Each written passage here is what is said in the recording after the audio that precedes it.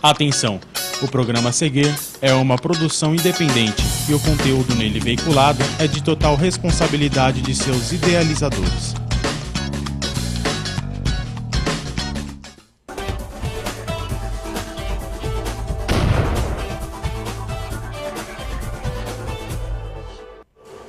Olá, boa noite, internauta. Começa agora comigo, Wendel Cristiano, mais um programa no ato. E aqui, você que está aí assistindo TV, assistindo o jogo do Corinthians, deixa a tela aberta, mas fica aqui também de olho no nosso programa, na tela do computador, que hoje a gente está recebendo aqui o secretário de Governo da Prefeitura de Osasco, Jorge Lapas. Seja bem-vindo à TNI Brasil, Jorge Lapas, e ao programa no ato. Obrigado pela oportunidade, Wendel, por estar aqui, poder divulgar um pouquinho do que a gente tem feito aqui pela cidade. E ó, o Jorge Lapas é engenheiro civil, né, de formação. Ele trabalha no setor público já desde a década de 80, já trabalhou na Prefeitura de São Paulo e hoje, né, ele é secretário de Governo da Prefeitura de Osasco. Já foi inclusive secretário de Obras aqui também da Prefeitura de Osasco. Ele comandou também aqui, que nós vamos comentar daqui a pouquinho, o programa Osasco 50 anos. E aí vai falar um pouco do que se trata isso daqui a pouquinho. Mas antes nós vamos falar um pouco como é que ele começou, qual foi esse contato com a política, né? Eu sei que você foi trabalhar na Prefeitura de São Paulo. Foi seu primeiro contato com a política, Jorge? Não, antes de me formar ainda, eu fui convidado no governo do prefeito Humberto Parro a trabalhar aqui no setor de habitação. Não existia nenhuma secretaria na época, era apenas um setor, havia um processo de favelização, vamos dizer, naquele período, e toda uma preocupação de ter um projeto de urbanização de favelas. Não andou muito, mas naquela época eu colaborei um pouco, participei desse governo do prefeito Humberto Parro, e aí depois disso é que eu fui para a Prefeitura de São Paulo. Né? Depois, um pouco antes de terminar o governo do Parro, eu saí da Prefeitura e acabei indo depois para São Paulo. Você é um funcionário concursado da Prefeitura de São Paulo? Isso, eu sou engenheiro de carreira da Prefeitura de São Paulo, mas sou nascido em Osasco, né? Então, porque às vezes as pessoas ficam preocupadas, tem gente de São Paulo vindo para cá. Não, eu sou daqui, nasci aqui no Hospital das Damas, né? Então eu sou filho da cidade. E me diz uma coisa, você trabalhou em 3 gestões lá em São Paulo. Você trabalhou na Irondina, com o Paulo Maluf e com o Pita. Isso. E com a Marta. E com a Marta. Dessas 4 gestões, eu sei que é uma pergunta difícil, mas como é que foi trabalhar nessas gestões e qual que você classifica assim a melhor dentre elas? Olha, eu gostei muito de trabalhar com a Irondina, né? Apesar de que eu estava entrando naquela época na prefeitura como engenheiro, mas era uma administração muito ousada para aquele tempo, né? Então a gente tinha muita liberdade de trabalhar, então, inclusive para tocar obras, às vezes você tem umas certas restrições de tomar atitudes quando uma obra não está tão bem feita, e lá a tolerância era zero para um dia. Se não estiver bem feito, manda fazer de novo. Então eu gostava muito disso, né? Então com quem eu trabalhava eu gostava muito. Mas depois passaram as outras gestões, que eu nem quero comentar, né?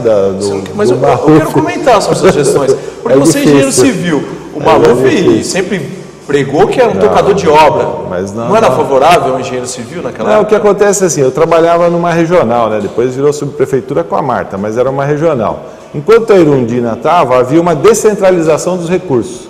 Então as regionais tinham recurso, eu trabalhava aqui no Butantã, na regional do Butantã, você tinha muito recurso para fazer obra, canalização de córregos, pavimentação, recap, tudo. Quando o Maluf entrou, ele centralizou tudo numa secretaria que chamava Secretaria de Vias Públicas. Então as regionais ficaram sem recurso nenhum. Então nós, engenheiros, praticamente não fazíamos nada, havia cuidar de tapa-buraco, né? Então desvalorizou muito o profissional. O Pita foi mais ou menos o mesmo estilo de gestão centralizada e voltou a ter peso as regionais, que depois mudaram para ser subprefeituras, com estrutura de subprefeitura, na época da Marta. Aí sim você tinha condições de tocar o serviço. E é muito melhor quando é descentralizado, né? Eu estava lá em Parelheiros, depois do Butantã, na época do Maluf, não sei porquê, me mandaram para Parelheiros, que era bem longe da minha casa, né? Mas ali foi criada uma subprefeitura, era um lugar totalmente abandonado, e se criou uma estrutura para poder atender. Então você está perto do problema. É muito mais fácil do que quem está lá na Praça da República, que a Secretaria de Vias Públicas era lá, saber o que acontece em cada canto da cidade. Então eu acho que que foi uma gestão muito boa da Marta, acho que principalmente nesse sentido da descentralização, né? E de alocar recursos, né? Acompanhando essa questão da Marta, como é que você veio trabalhar em Osasco? Porque você mora em Osasco, mas prestava serviço em São Paulo, como é que você retorna para trabalhar na Prefeitura de Osasco? Como é que foi um convite do prefeito Emídio? Na verdade, o Emídio praticamente eu nem conhecia. Eu conheci um pouquinho o irmão dele, que era da mesma igreja que a minha esposa, mas na época que eu trabalhei do Parro, o João Paulo ele fazia muitos trabalhos nas favelas e a administração do Parro foi uma administração popular, né? Então tinha um contato, a gente fazia muita reunião com moradores, o João Paulo sempre estava lá, então isso aproximou um pouco a gente. Depois distanciamos, cada um foi para o seu lado, e quando foi montar o governo do Emídio, eu acho que o João deve ter falado, tem um engenheiro bom que está para lá, para São Paulo. E eu lá também tinha me enturmado um pouco com o pessoal do PT de lá, os deputados, né, depois já na gestão da Marta, e o Enio Tato, que era o deputado mais da região que eu trabalhava na Zona Sul, era muito amigo do Emídio também. Se estão procurando alguém para ser secretário de obras, tem um engenheiro aqui, é de Osasco, né? Está tão longe da casa dele e tal, e a gente conversou e deu certo. Aí você acabou vindo ser secretário de obras? De obras. E como que foi essa alternância? Você, secretário de obras, engenheiro civil, foi participar de uma secretaria de governo, que é uma secretaria mais política, né? Que trata mais as questões políticas e as conversas da prefeitura. Como é que foi essa mudança? É mais difícil para quem é um técnico como eu, né, tratar com a questão política. Mas sempre fui uma pessoa apaixonada pela política, acho que ela é transformadora, então eu sempre estudei bastante, procurei, né. E eu acho que o Emídio, depois de 2 anos, viu que a gente era muito afinado em pensamento, em projetos, assim, então ele achou que eu poderia estar próximo dele, mesmo não tendo uma teoria política muito aprofundada na cabeça, mas a gente pensa muito igual sobre as coisas, então é bom que também fique próximo. E eu tenho uma certa diplomacia para tocar com as coisas, né? Não sou muito estourado, né? Eu acho que precisa ter esse perfil também, né? Você lida com muitos partidos, com muitas entidades, pessoas que pensam diferente, e eu respeito muito as pessoas. Você é bom de papo? Talvez. Tá, internauta, você que está aí acompanhando o jogo do Corinthians, ou não, tá de repente assistindo outro programa, mas também deixa a tela ligada aí, acompanha aqui, mande sua mensagem, a gente vai aqui recebendo e respondendo ao vivo para tirar suas... Pergunte aqui para o nosso entrevistado, coisas sobre a cidade de Osasco, ou algo sobre a vida dele, que a gente vai passar daqui a pouquinho. Ele vai falar sobre o projeto Osasco 50 anos, e aí você aproveita e manda o seu e-mail aqui, perguntando como é que está a cidade, está o seu bairro, a sua rua, que ele vai responder aqui. Inclusive nós vamos falar sobre transporte daqui a pouco, vamos também falar sobre saúde. Mas voltando a essa questão, aproveitar que você falou sobre você vir à prefeitura e tudo mais, eu queria que você dissesse também como é que você assumiu esse projeto Osasco 50 anos.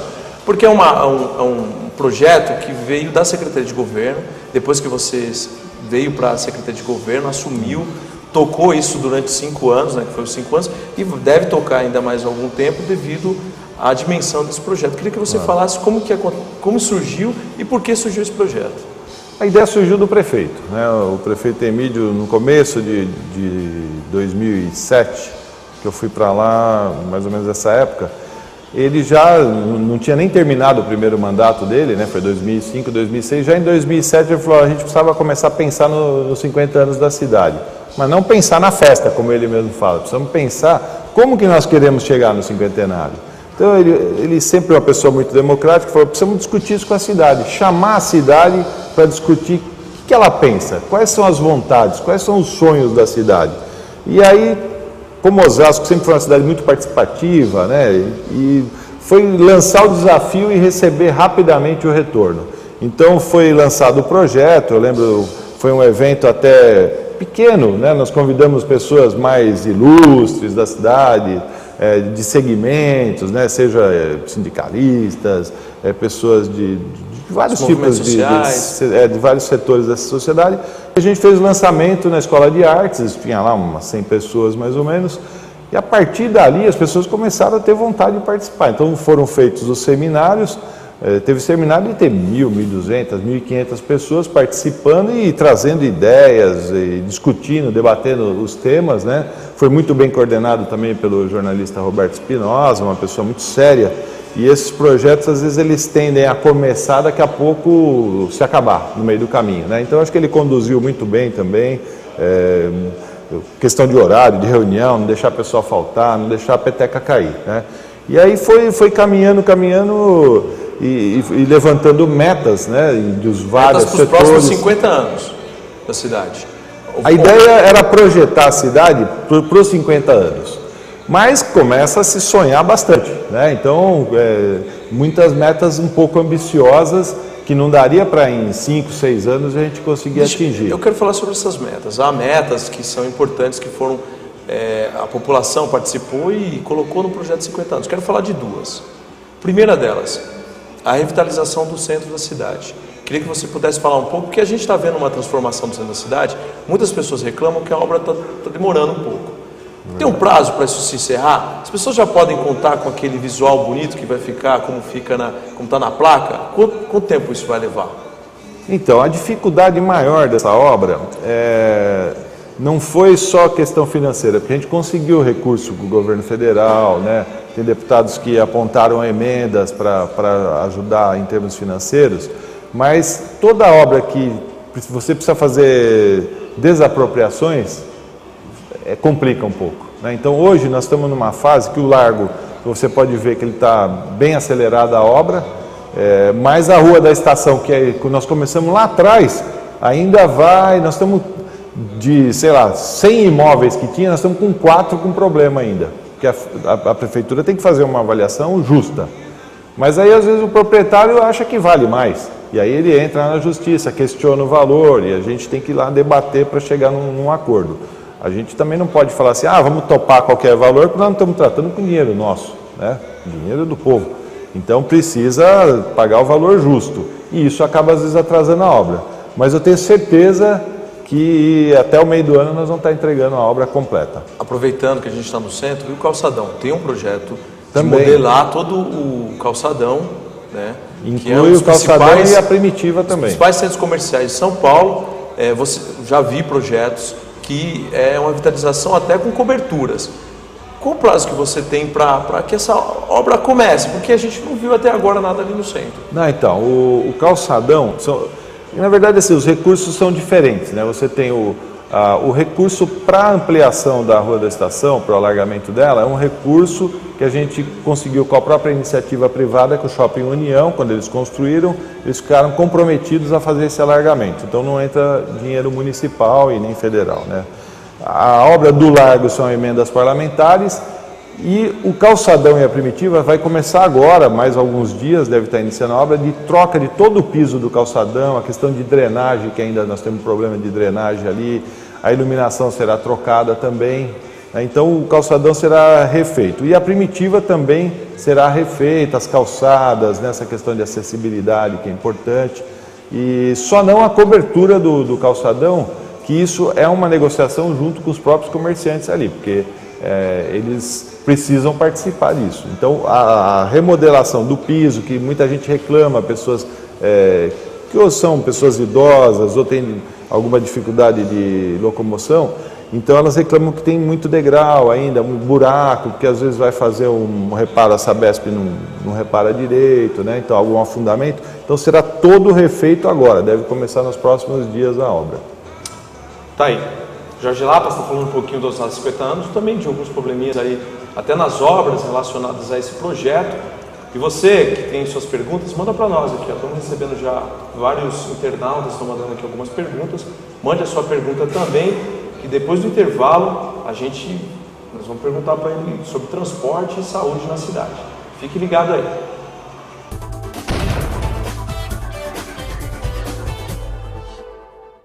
O que é ser brasileiro? É ter capacidade de superação. É sair da crise como uma nova nação. É ultrapassar as fronteiras e construir sonhos de uma vida inteira. O que é ser brasileiro? É pegar no pesado e manter a leveza. É manter o humor, mas também ter firmeza. É entrar em campo para ganhar o mundo. É mostrar talento para ir mais fundo. É ser bamba na linha de produção. É ser craque até para fazer avião. É ser empreendedor por natureza. É levar um pouco de Brasil para cada mesa. É ganhar no planeta um novo conceito de um povo que trabalha e se dá o respeito, que cria, transforma, fazendo bem feito. Prazer, sou brasileiro. Esse é o nosso jeito. Estamos vivendo um novo Brasil, feito por você, Governo Federal. It looks like rain again today. Dark clouds gather and fill the sky. Don't know how to talk to you, just know how to say goodbye. Have you actually got a driver's license? I don't think so.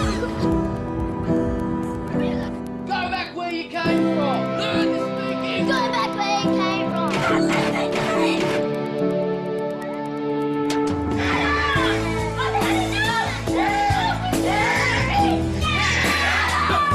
Is that what you think?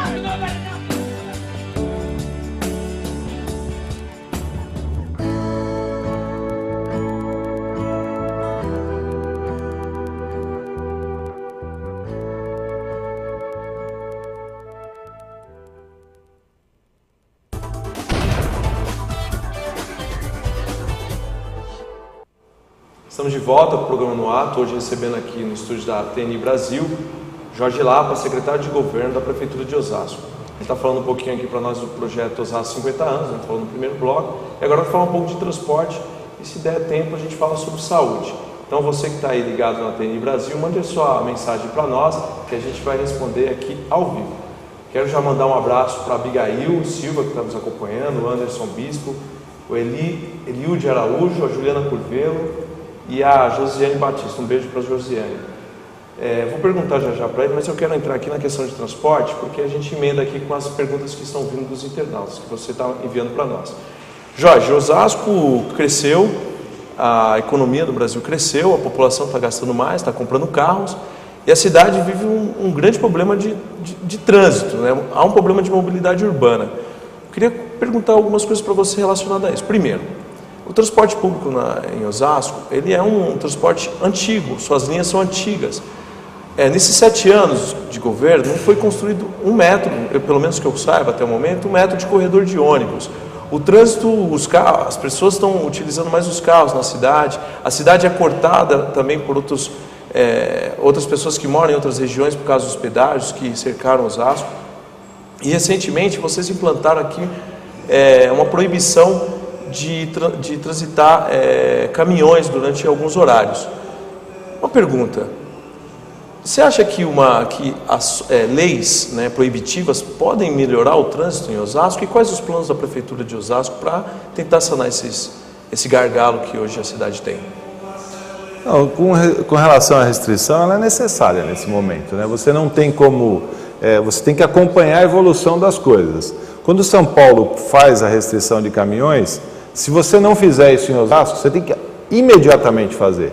Porque o caminhão que não consegue acessar a marginal, se ele quiser ir para o Imbu, para o Taboão, ele vai cortar por Osasco. Quando ele vier pela Castelo, ele não pode acessar a marginal, então ele vai entrar por dentro de Osasco. Então é uma medida mas que foi discutida com os sindicatos de transporte, com os transportadores, diferentes de São Paulo. Osasco conversa sobre o assunto com os interessados. Agora, não podemos deixar virar rota de fuga de pedágio, desvio de restrição de São Paulo. Então nós temos que garantir também a qualidade de vida da população aqui de Osasco. Então foi necessário e imediatamente tomamos a decisão de fazer, né? O prefeito não pode ficar pensando, né? Senão causa mais problemas. Já é difícil a situação realmente do trânsito, com tudo isso que você falou. Realmente as pessoas estão tendo mais condições de ter carro, e carro é mais confortável mesmo do que você ir dentro do ônibus. Você vai para onde você quer, a hora que você quer, então ainda é uma solução boa. Agora, quando você fala de corredores, nós estamos iniciando o processo de alguns corredores. O corredor Getúlio Vargas vai entrar em obras agora, né, acho que esse mês, no máximo comecinho do mês que vem. E nós temos também uma cidade que ela é muito adensada e não tem grandes vias para fazer grandes corredores, né? Você tem autonomistas, Tem a Maria Campos, o corredor Irante Maria Campos e o corredor Visconde Nova Granada, que também não tem muito ônibus que passa por ali, né? Precisaria talvez ter um planejamento maior. Mas não seria isso de replanejar as linhas de ônibus que são muito antigas na cidade? Então, o que está sendo feito agora é o seguinte, como o metrô vem para o centro, nós precisamos reprogramar tudo isso, isso está sendo feito, as linhas de ônibus que vão vir da Zona Norte já não vão passar para a Zona Sul, porque há uma transposição hoje da estação para o lado de lá, então os ônibus vão parar lá, e já estamos trabalhando com a questão do quilômetro 21. Nós precisamos descentralizar também essa questão. Não precisa todos os ônibus virem para o centro. Se você tiver um terminal, como será construído agora no 21, na divisa com Carapicuíba, algumas pessoas que vêm do bairro poderão vir pela marginal do Rodoanel e já ficar ali no 21, e já pega o trem e vai embora. Então eu acho que nós estamos conversando muito com a CPTM e para fazer com que mude a concepção do transporte que sempre teve em Osasco, da pessoa sair lá do Novo Osasco, do Veloso, e vai para o Largo da Batata, ou vai para a Praça Ramos, e o ônibus leva ele lá. Nós temos que interferir para que, inclusive com melhoria de tarifa, né, ou da integração ônibus, metrô ou trem, para que a pessoa venha para o Largo ou venha para o 21 e dali vá de trem, né? Então, esse estudo está sendo feito nesse momento e será implantado ainda nessa gestão, a integração. Aproveitando que você falou sobre a questão do transporte, eu quero falar, tem uma pergunta do internauta aqui, do Anderson Bispo. Ele pergunta que no bairro de Santo Antônio há um problema no recap, lá no recapeamento, porque as empresas de gás vão lá, furam, né, e deixam um buraco. E ele pergunta se isso não poderia ser estudado, planejado antes. Não, normalmente quando é feito o recapeamento de uma rua, que é caro, né, não é uma obra tão barata, são comunicadas todas as concessionárias antes, com um bom prazo, aquela rua será recapeada. O que ocorre? Tem serviços de emergência, né? A Comgás não é o pior problema, nosso pior problema é a Sabesp, e todos sabem disso, que ela vai, por um contrato antigo que foi feito quando foi vendido o DAI aqui, que era uma propriedade do município, foi vendido para a Sabesp, era um contrato meio que leonino, quer dizer, a Sabesp meio que pode fazer tudo na cidade e a prefeitura não pode fazer nada contra ela. É um contrato longo, né? Então temos questionado esse contrato. E ela também, a rede antiga, tem muito tubo ainda de amianto na cidade, né? O que é proibido, né? E esses tubos rompem com muita facilidade e são antigos. Então toda hora tem manutenção, então você não pode deixar uma adutora quebrada. Só que a recomposição do pavimento deveria ser nas condições que a norma exige, né? Você põe um bom solo, compacta ele, né? Faz uma boa base com brita e depois você coloca o pavimento. Eles não fazem isso, isso é notório, a cidade inteira sabe disso. A gente cobra, o prefeito já falou que inclusive com o presidente da Sabesp várias vezes. Não tem como multar essas empresas? Nós não temos meios de multar hoje, por causa do contrato que foi celebrado na época, né? Eu acho que precisamos tentar um jeito de mudar isso, porque eu tenho vontade de chorar, tem hora. Você pega, por exemplo, a Getúlio Vargas, né? Ali, a Costa Silva, que é a continuação da Getúlio Vargas, nós recapeamos ela inteira. Uma via importante, né, de acesso a toda a Zona Norte, lá vai ver como ela está hoje. E é Sabesp, de ponta a ponta, né? Então é uma angústia nossa e temos tentado buscar uma solução para isso. Tem uma outra pergunta do Branco. O Branco pergunta se, além da restrição de caminhões, há um outro projeto para aliviar o trânsito da cidade. Então, eu acho que nós precisamos, principalmente as novas entradas da cidade, nós precisamos fazer viadutos, né? A entrada principal hoje é a Maria Campos, mas quem chega da Castelo, principalmente para acessar a Maria Campos, precisa ter alternativas. Colocar uma parte disso direto na Hilário, outra parte na Rua da Estação, que vai estar pronta agora. E a Rua da Estação, quando ela chegar perto do viaduto Tancredo Neves ali, ela tem que ter acessos diretos, né, com viadutos para a Zona Norte e para a Zona Sul via Visconde Nova Granada. Esses viadutos acho que são fundamentais como obras agora complementares a esse sistema viário que a gente está implantando. É isso aí, ó. Continue mandando suas perguntas aqui, eu vou tentando ler as perguntas e pedindo para que o Jorge responda.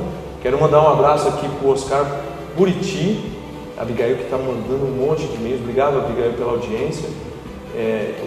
O Oscar manda um abraço, né, ao Jorge Lapas.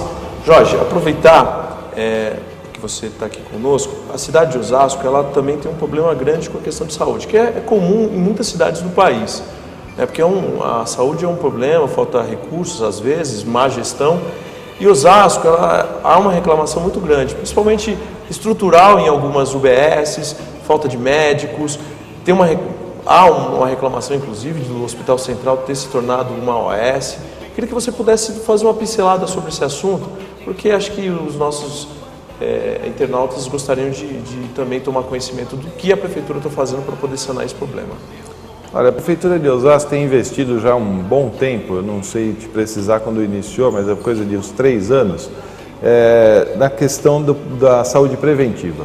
Acho que isso é o mais importante, porque com os agentes comunitários de saúde que visitam as casas, nós temos acho que em torno de 400 agentes que visitam cerca de 70 mil domicílios na cidade.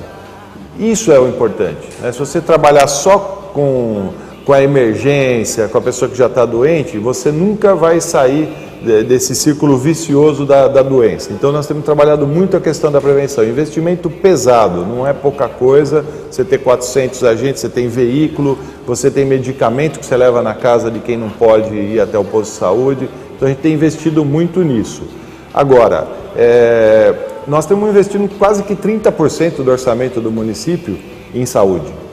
Você tem uma quantidade de médicos hoje para a cidade de mais 2.000 médicos. Quando nós assumimos, nós não tínhamos mais do que 1.300 médicos na rede. Então, houve um aumento considerável do número de médicos.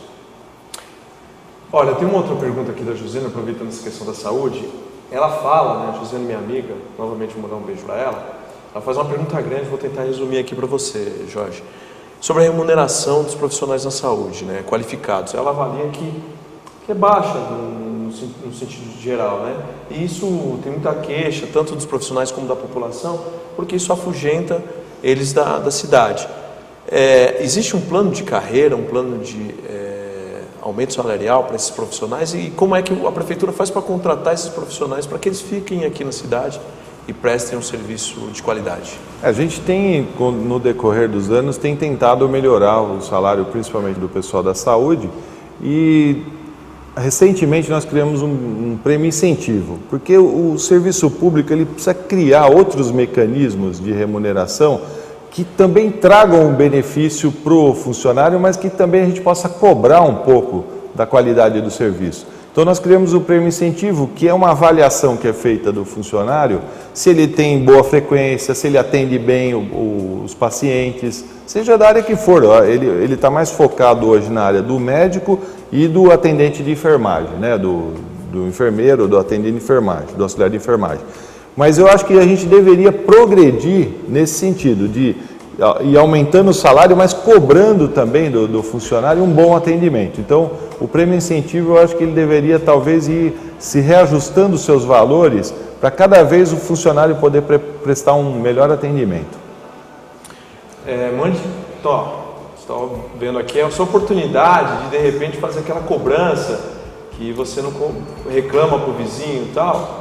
Tá aí a oportunidade de você mandar um e-mail para cá, fazer a sua reclamação, a sua pergunta, a sua crítica, o seu elogio, e a gente perguntar aqui para o secretário e ele poder responder que ele está... Nós ganhamos até um pouco mais de tempo, até mais 10 minutos, então você tem a oportunidade de mandar para cá a sua pergunta. Tem uma outra pergunta aqui, sobre habitação. Vamos ver se você pode nos responder, Jorge. O Eliud pergunta sobre a questão de algumas pessoas que moram ali no Rochidale, no braço morto do Tietê, ali com o Jardim Aliança, Jardim Rochidale, que tem a expectativa de serem removidos para um lugar melhor. E ele pergunta se isso vai acontecer agora, no mês de maio, se tem uma previsão a respeito disso. Wendel, como eu te falei, eu trabalhei na área de habitação desde a época do Parro e com certeza eu te afirmo, e qualquer um pode ver, nunca foi feito tanto na área de habitação em Osasco como foi feito agora. São milhares e milhares de unidades, desde dos portais, do Morro do Socorro, Morro do Sabão, Vicentina, habitação para a cidade inteira. É claro que tem a ajuda do governo federal, mas nós levamos projetos para poder conseguir isso. Nessa região ali, do Rochidale, Aliança, nós temos o projeto do PAC já aprovado, né? Serão removidas as famílias da margem do Braço Morto para unidades habitacionais, serão construídas pelo Minha Casa Minha Vida. Agora, se for no Aliança, né, que é um pouquinho fora ali do Braço Morto, já tem um projeto em andamento, que é Minha Casa Minha Vida, que é no Jardim Belmonte, onde serão removidas as famílias que estão embaixo da torre da Eletropaulo, né, área de alto risco, estão muitos anos lá, e serão removidas agora, por em torno de julho ou agosto, serão removidas de lá, os apartamentos já estão quase ficando prontos. O internauta, que não é de Osasco, mas que está acompanhando a TN Brasil, no programa no ar, queria, Jorge, que você dissesse quantas áreas livres há hoje na cidade. Você tem esse número? Não, é que assim, tem muitas áreas pequenas hoje, áreas que tem barraco mesmo, são poucas, né? Então quase já estão de alvenaria. Então quem passa vê às vezes uma habitação precária, mas já de alvenaria, então ele não sabe distinguir muito se aquilo é um bairro mais pobre ou se é uma ocupação, né? Mas ainda a gente deve ter aí centenas de áreas, chamava área livre, né? Não é área livre, são áreas ocupadas. Áreas né? ocupadas. Áreas ocupadas. E nessas áreas ocupadas, você tem um número de quantos projetos a Prefeitura de Osasco fez ao longo desses 7 anos? Então, as áreas maiores foram as que a gente fez as maiores intervenções, né? As maiores favelas, que foram a do Padroeira, foi o primeiro projeto que nós fizemos. Depois as grandes áreas e áreas de risco, porque às vezes você tem uma ocupação onde não tem grande risco, então a nossa intervenção pode esperar um pouquinho mais, né? Como a área BK que está entrando agora, não é área de risco, mas é uma área que tem um córrego, tem um problema mais de saúde pública, vamos dizer assim, né? De saneamento básico. Mas o Morro do Socó ali, a parte dos portais, era um risco iminente, né? Uma ocupação numa área que tinha um terreno de uma topografia com uma declividade muito grande, chegou a morrer crianças lá, foi até noticiado pela imprensa. Então, nessas áreas de grande risco, eu acho que a gente termina o nosso governo muito tranquilo de ter feito uma boa intervenção. Agora, são áreas menores, né, que estão espalhadas pela cidade, com situações, vamos dizer, sempre precárias, né? Morar num barraco de madeira é sempre ruim, né? Mas às vezes quem não entende muito de habitação ou da situação que as pessoas vivem, o pior não é morar no barraco de madeira, é a condição sanitária que você tem, o esgoto, não ter água tratada, você, né, não ter acesso, você não poder chegar com uma ambulância, né? Então essas outras coisas são importantes também de ser tratado. Mas eu acho que é essa área que a gente mais avançou na cidade, não tenho dúvida disso. Quero aproveitar que você está falando dessa questão de habitação. Um outro problema que Osasco sofre devido a estar na margem do rio Tietê, que é a questão ainda de alguns pontos de alagamento que acontecem nos períodos de chuva. Sei que agora nós estamos caminhando para o outono, estamos indo para o inverno, as chuvas diminuem, mas quando é verão, as redes de TV adoram sobrevoar a cidade para mostrar alguns pontos de alagamento, principalmente ao Rochidale. Qual o plano, né, você que é engenheiro, você que trabalha na Secretaria de Obras, foi feito muito, Osasco fez alguns projetos relacionados a essa questão de tentar sanar esse problema das enchentes, mas ainda a cidade sofre com isso. Tem a questão do Ribeirão Vermelho, que ainda não foi totalmente canalizado ou feito uma obra para poder sanar esse problema da cidade. Queria que você comentasse a respeito disso também. Eu acho que o macro problema que nós temos de drenagem aqui é o Rio Tietê mesmo. O Rio Tietê, até o prefeito Emílio teve uma reunião do Conselho de Desenvolvimento Metropolitano esses dias aqui, e qualquer um que entende um pouquinho de engenharia sabe que você não faz obras de drenagem a montante. O que é a montante? O rio está correndo para cá, a montante, a jusante é para baixo, a montante é para cima. Então, você sempre faz obra de melhoria das condições de drenagem de baixo para cima. A água vai correr mais rápido. O que aconteceu aqui com o Rio Tietê? Foram feitas obras de melhoria de rebaixamento de calha, de alargamento do Rio Tietê na cidade de São Paulo. Então, aumentou a velocidade da água quando ela chega em Osasco. E o nível da água, por todas as amostragens que a gente tem, das réguas que ficam na margem do Tietê, você chega com níveis muito mais altos do que você tinha há anos atrás, pelas melhorias que foram feitas a montante. Então, quando o rio chega, quando o córrego do Sorocaba chega no Tietê, ele chega afogado, porque o nível do rio está mais alto, então ele chega afogado, então ele reflui para o Largo de Osasco. Então esses problemas são problemas mais macros da cidade e é difícil ela conseguir resolver isso. Então nós temos reivindicado do governo do estado que continue essa obra de rebaixamento da calha e alargamento da calha do Rio Tietê nesse trecho de Osasco também. Que isso não adianta você aumentar o tamanho da boca de lobo, se ela estiver afogada, não vai embora mesmo, né? Então é o mais importante. Agora, algumas obras como a canalização do Ribeirão Vermelho são obras que já estavam licitadas, houve um erro na licitação por parte do governo do estado, 80% do recurso dessa obra é do governo federal, que tem cobrado insistentemente a execução da obra, então eles estão refazendo a licitação, porque parece que não publicaram no Diário Oficial da União, sei lá, teve um problema com a licitação, e será retomada agora. Então vai ser feita a canalização do Ribeirão Vermelho, esperamos que logo.